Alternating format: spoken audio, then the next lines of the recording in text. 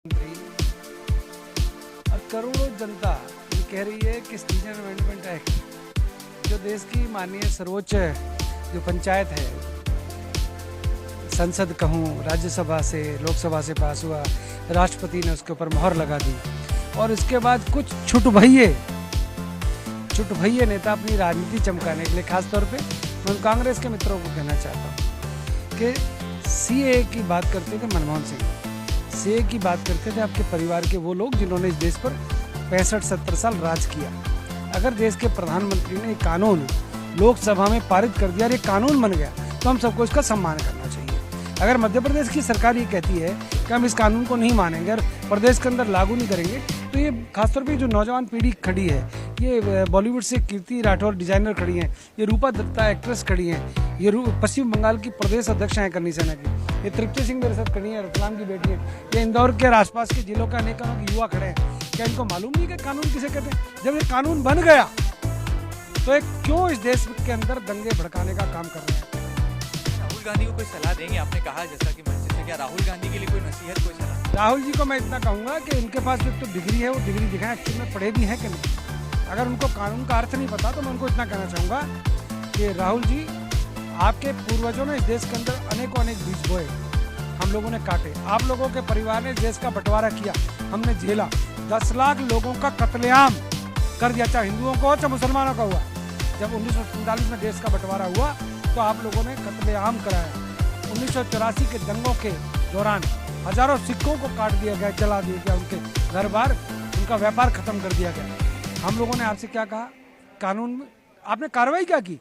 आज शाहीन बाग एक दिल्ली के अंदर एक रोड है, वहाँ पर पिछले 1 महीने से वहाँ पर जानबूझ के धरना लगाया जा रहा है। एक वो क्या नाम है आजकल, वो रावण बना घूम रहा है आजकल, वो चंद्रशेखर, वो भीम आर्मी बना के डोल रहा है। अरे बाबा साहब भीमराव अंबेडकर का हम भी सम्मान करते हैं, उसी बाबा साहब भीमराव अंबेडकर का जो शिक्षा का जो सहयोग किया वो एक क्षत्रिय परिवार ने, एक राज परिवार ने किया। अगर हम सारी किताबें खोलेंगे, संविधान हम भी पढ़े हुए हैं, संविधान की किताब को मैं भी लेके घूम सकता हूँ, ये बहन बेटियां भी घूम सकती हैं, नौजवान भी घूम सकते हैं, परंतु देश के अंदर दंगा करा के, ये दंगे केवल वहीं क्यों हो रहे हैं जहाँ भाजपा की सरकार है? मध्य प्रदेश के अंदर दंगा हुआ क्या? महाराष्ट्र के अंदर कुछ हुआ क्या? जो मध्य प्रदेश में जिन्होंने किया उनको करनी सेना जवाब देगी। करनी सेना का देखा गया कि आक्रामक रूप रहता है, हमेशा जो है वो हिंसा भी कई बार घटनाएं ऐसी होती हैं, तो क्या इस बार कौन सा रौद्र रूप दिखाने वाली? देखिएगा, हमारे ऊपर आरोप लगाया जाता था कि हम लोग बॉलीवुड के खिलाफ हैं।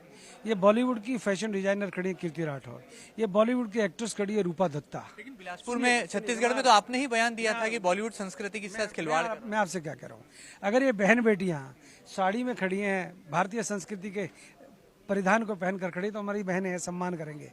हम तो सिर्फ ये कहते हैं कि दीपिका पादुकोण का जब विरोध हम पद्मावत फिल्म के समय कर रहे थे तो ये देश के जो कुछ लोग थे हमारा विरोध कर रहे थे। आज उसी दीपिका पादुकोण ने जेएनयू के अंदर जाकर टुकड़े टुकड़े गैंग का समर्थन किया है। साहब, ये लोग पैसे कमाने आते हैं, कमाएं, खूब कमाएं, हमें कोई दिक्कत नहीं है, हमारे बीच के लोग हैं, परंतु इस देश के अंदर आतंकवादियों का, देशद्रोहियों का, टुकड़े टुकड़े गैंग का अगर समर्थन बॉलीवुड करे, चाहे कांग्रेस करे, चाहे कम्युनिस्ट करे, हम विरोध करेंगे।